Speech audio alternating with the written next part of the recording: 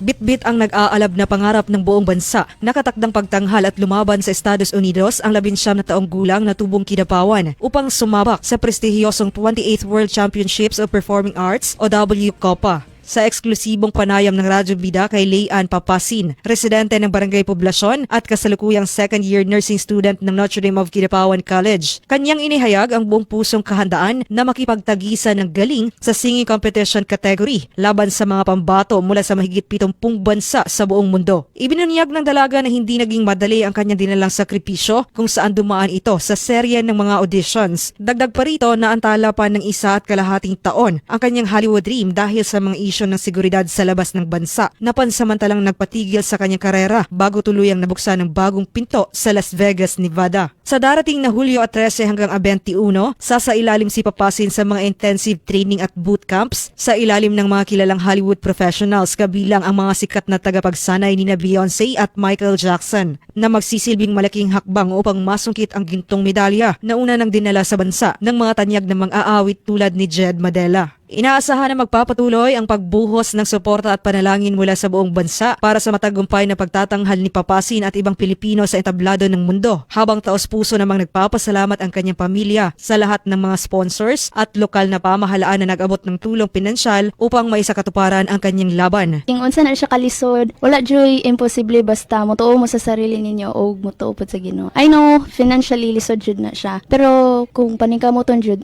posible jud na ang tanan. Joanne Oranio, NDBC, Bida Balita.